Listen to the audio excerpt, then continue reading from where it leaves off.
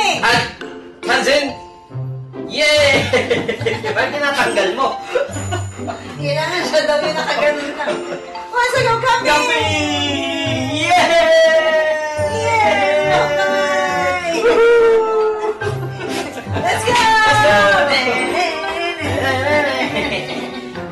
Who wants to go camping? Yay! Ayaw naman.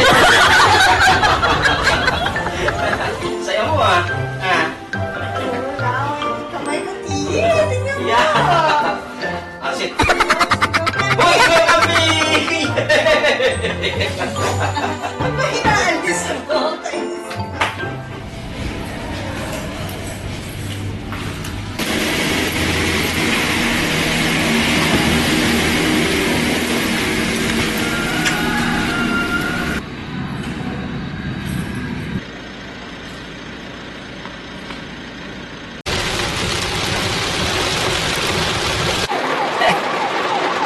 Finally! Magka-camping na ulit kami! After how many months? So, October 11 po, 2024. So, tingnan nyo yung weather na sakto naman, blessing yan. Napakaraming blessing naman. So, papunta po kami ngayon sa south. Bandang south naman po kami magka-camping. Alauna po ng hapon, papunta kami sa may south. Makikita nyo po, So, ang hopefully, lakas-lakas ng ulan. makarating na. So, sana walang mangyaring aberya. Yun, no? Si Kwan, Oh, yun, no? pinakalabit yung daddy mo.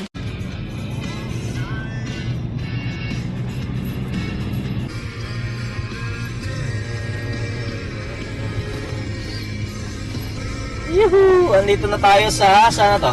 Tipolo, pababa ng Teresa. Basta yan, pababa na to. Hiroy mo, kinaya namin to. Tsaka pabalik.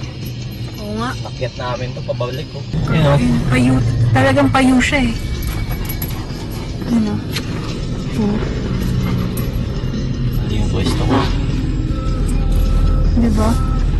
Bike ka dyan. Oo.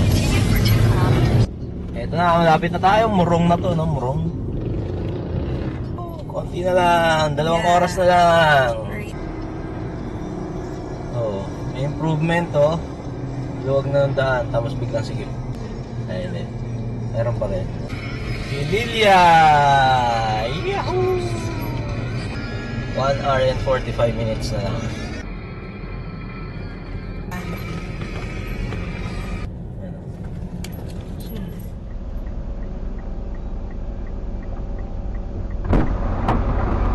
Tingin ha.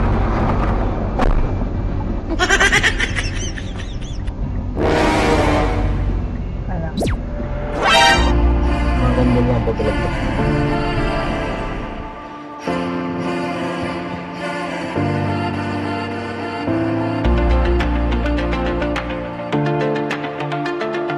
Ay, dapat yung ano?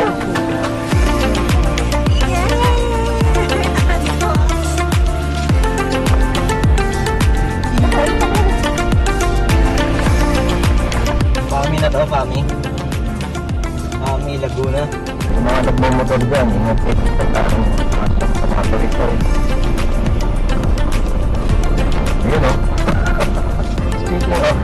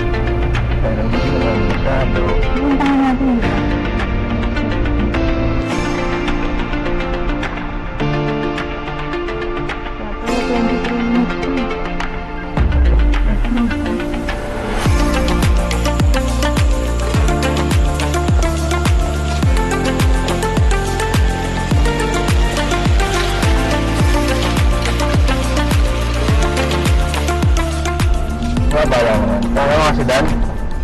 Oo. Ayun o. Huwag yung sasabi. Walang lowered. Hanggang lower. Oo.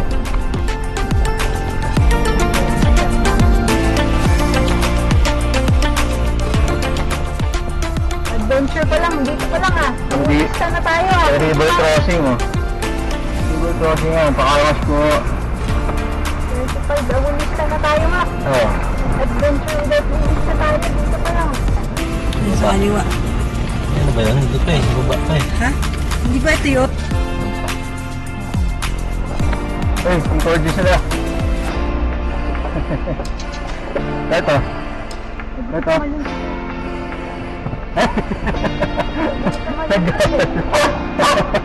Saan tayo? Diba? Ah, dito na tayo.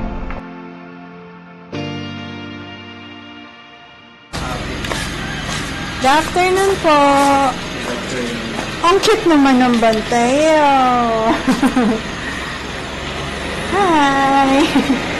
Kung bali magpapaperma po ako dito sa waiver po. Sige po. Kasi May waiver po. lahat po tayo pong preparing, pati po yung At pwede ko siyang ipirma? Dalawa lang naman kami. Ano ng car camping? Sorry sir. Ano po, ma'am, yung Fish Pa, River Pool, Sky Tower, Hanging Bridge, and Giant Well. Giant Web. Ayan. Pag car camping, kasama dito. Ano yung magkano yung regular rate nyo? Regular rate po namin sa entrance po, bali 500 pesos. 500. Per Ayan. head. Naka-anniversary sila ngayon eh. Anniversary Pag promo may po kami. 10 pitching, diba? May bayad ka. Wala. Pares. Wala na po, yun na po Yun na yun. Lahat na. Opo, bali. Pati parking. Okay na. Opo, Lahat lahat na. na po na yun, lahat na po. Per head. Okay. 5 p.m. na. Ha? Mag-set up na tayo 5 p.m. na. Gagabihin tayo. Mas bigyan ko na lang din po kayo ng password na wifi. Ah, sige po. Sound check. May wifi pala sila rito eh. Wow. Nice one. Oh, ang ganda naman May ng... wifi po. Yeah, may wifi. 24/7 yun. Abot sa amin? Opo. Aba. Nice. Po ng, Anong gamit yung wifi dito? Ano Merong po? bagong dating eh. Dumarating ka. Starlink po. Oh, Starlink. Sino po maghahatid? Mali. Passes ko na lang din. Ah, sige pa. Lalabas tayo. Kakaliwa. From the gate. May mag-a-assist daw dyan. Kasi river crossing daw tayo. Oo, kasi yung nakita ko dun sa vlog may river crossing. Pero maliit lang. Oo nga. Kaya lang, di natin alam kung malaki bang eh. Pero parang hindi naman nag-uulan dito, no? Parang hello po.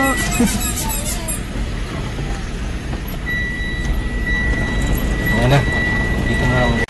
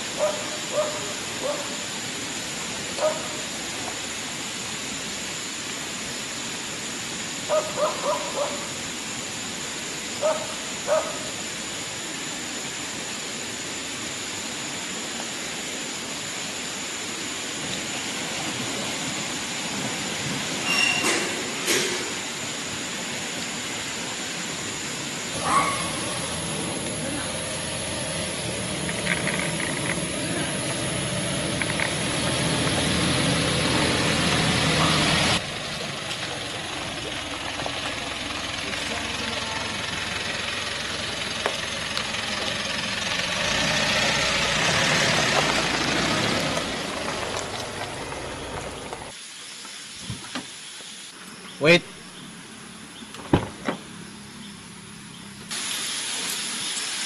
Wait. Go. Down.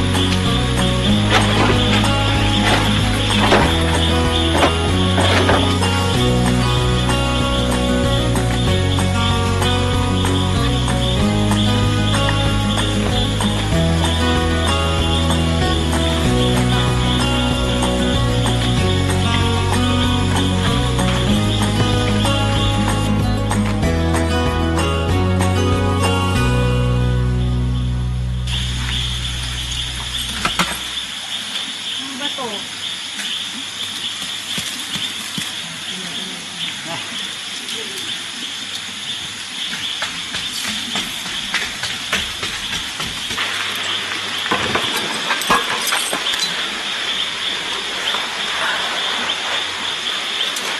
Mabato siya, mabato.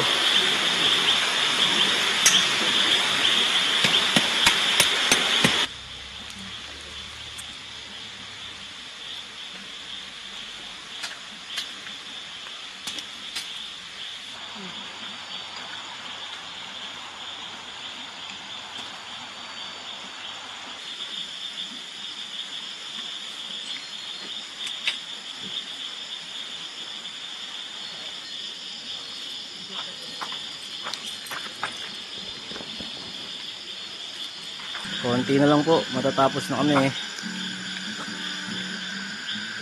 Dito naglalagay na ng foam, ay ng inflatable bed. Akin na inflatable nandiyan.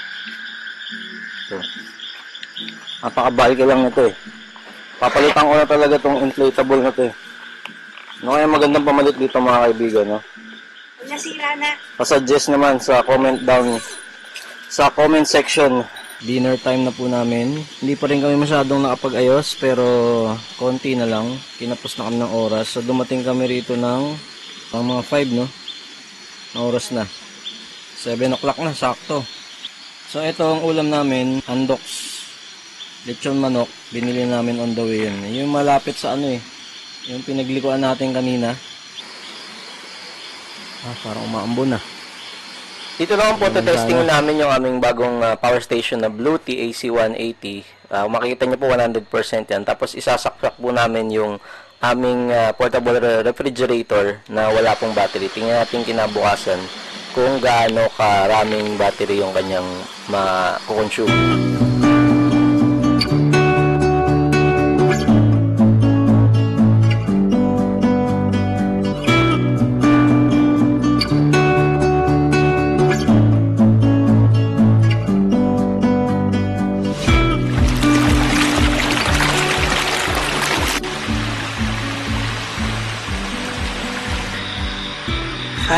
In the morning. Tingnan natin ang ating blue tea. So from 100% po na battery, ayan, naging 77% na lang. 23% po yung kanya nagamit na overnight, which is good, no? At kung makikita nyo, mas lumamig pa yung kanan na bahagi ng ref namin, naging -6 from -2. So far po, no, maganda ang performance itong blue tea.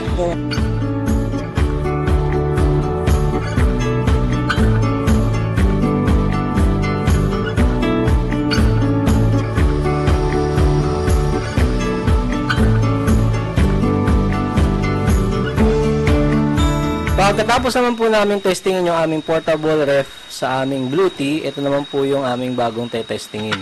Yung bagong lutuan ni Mrs. na electric stove na may 800 watts.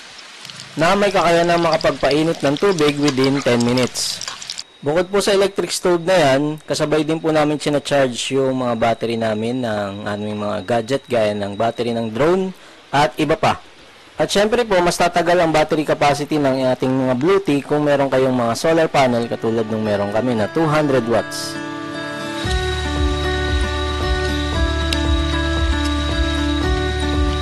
So na nang lumangon pa siya. doon? Oo, coffee flavor yung labas. Nagawa ko na yan sa'yo dati ah. Sorry.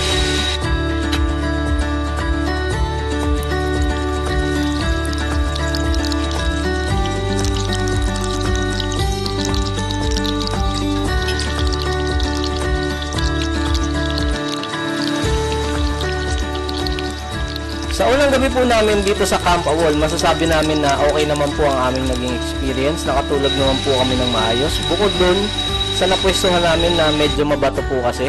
Meron lang part po na natapat dun sa inihigaan ko medyo mabato. Magiging honest po ako sa inyo, medyo kinabahan lang po ako nung unang gabi dahil nakikita nyo naman po, nasa tabi kami ng ilog. Kapag rumagasa po yung tubig or biglang tumaas yung ilog, hindi po kami basta-basta makakalabas dyan. Kasi kung saan po dumadaan yung ilog, doon din po palabas ang mga sasakyan.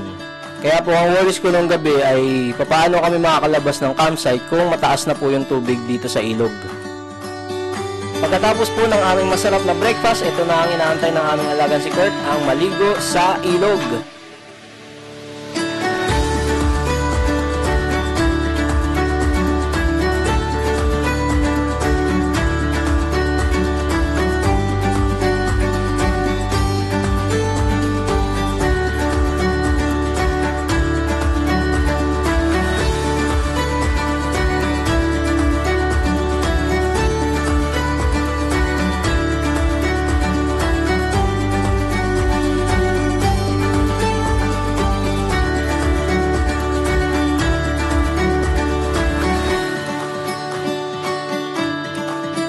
Tungkol naman po sa kabuuan ng Camp Awol, bukod po sa car camping at pag-swimming dito sa may ilog, marami pa po kayong pwedeng gawin. Una, pwede kayong umakyat papunta sa kanilang tower kung saan nandun yung kanilang giant swing, yung kanilang wall climbing at yung kanilang viewing area or viewing deck.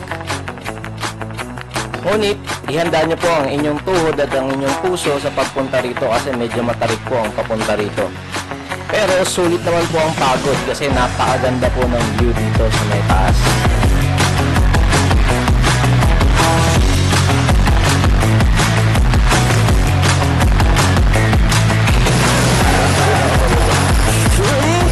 Sumay ka, Mac!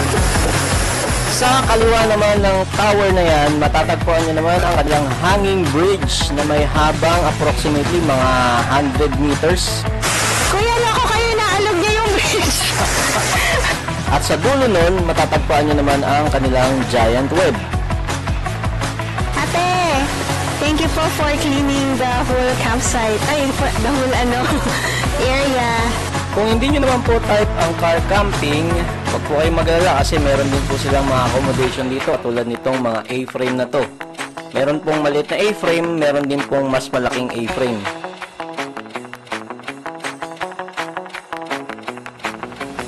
Kapag naman po kayo naglakad-lakad papunta sa likod ng kanilang campsite, makikita nyo naman po ang mga platform para sa mga tent pitching.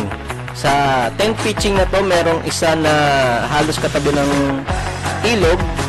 Tapos makikita nyo po may mga outlet po dyan, no? Mga power outlet para at least meron kayong kuryente pa rin.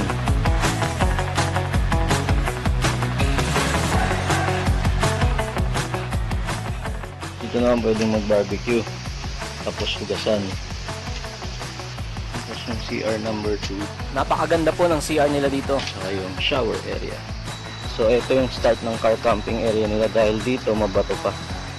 Palagay ko tatabunan din nila ito ng papatagin din nila. Yun nga ang problema, no? Mahirap mag-peg. So ito na yung area namin. Andun ang CR. Makikita nyo yung mga kulay green na bubong na yun dun. So ganun ang layo. Makikita kayo mga signage na yan. Zipline swing, spiderweb, tower, ano pa yun? Wall climb, rappel, saka bridge. Nakaturo dun lahat pa kanan. Yun yung aakit ka dito. So yung hagdan na to, doon papunta lahat. Ayun pa isa medyo malaking A-frame. Ayan yung daan papunta dun.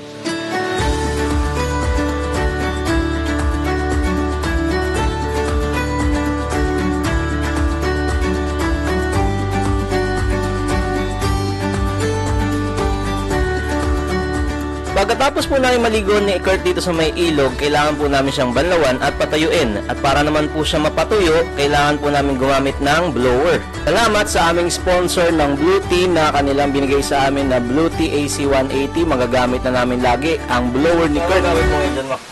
Siyempre, ang ating bagong beauty. Wow. Ilang horsepower, ay ilang watts yung ano mo? 90, ay, ito? Ito 1,450 watts. Mataas yun So, 90% siya ngayon.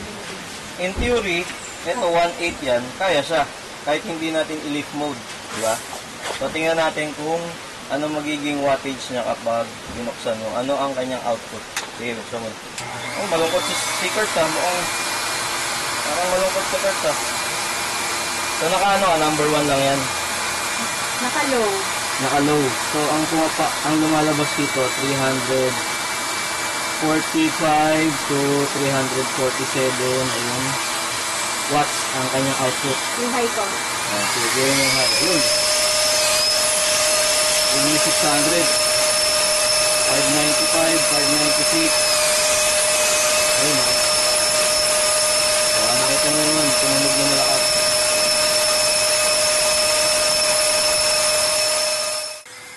Napakalaking pakinabang nga po nitong Blue Tea AC180 sa aming pagka-camping. Bukod po sa mga chine-charge po namin ang aming mga gadgets, magagamit na po namin ang blower para kay Kurt, para tuwing po kami ay maliligo, kailangan po namin siyang patuyuin. Ang gamit po kasi naming blower dito ay may 1,450 watts. Yung aking pong lumang portable generator ay may 600 watts lang na inverter. So, hindi po kaya yung 1,400 watts na blower. Dahil po yung aming Blue Tea ay may 1,800 watts na inverter, kayang-kaya po niyang paganahin itong blower na ito. Kung kayo po ay interested na bumili ng Blue Tea AC180, makikita nyo po sa description box below ang mga details. Katulad na lang po ng kanilang Lazada store at ng kanilang official website. Kung gusto nyo rin po makakuha ng discount, ilagay nyo lang po yung word na Maki at kayo po ay magkakaroon ng 5% off. Napakaganda nga po ng experience namin dito sa Camp Awol. We highly recommend this campsite. May ilog na gustong-gusto ni Kurt, malinis, mabait ang mga staff, and safe na safe po tayo dito. Katunayan, meron pa po silang binibigay na radyo dito sa bawat campers para kung sakaling may emergency, madali mo po silang makakokontak. At pwede rin po kayong umorder sa kanila ng kung ano-ano at dadalhin po nila iyon sa inyong mismong lugar. Alright, thank you guys for watching. Kung hindi pa po kayo subscriber, please hit that subscribe button and notification bell. See you all soon. Peace. Ito po yung mga staff ng Camp Awol. Hello po. Sir, ate, kuya, pa-invite naman sa mga fellow campers natin dyan. Pumunta rito. Yes, hello po. Siyempre, in-invite po namin kayo. Tara po dito po sa Camp Awol Adventure Park. At siyempre po, marami po kayo may experience dito, mga extreme activities. So, ayun po. Sa lahat po, kung gusto po ninyo, nandito po ito nakalocate sa Barangay Bagong Silang, Real, Quezon po. Tara, Awol! Bye-bye! Thank you po!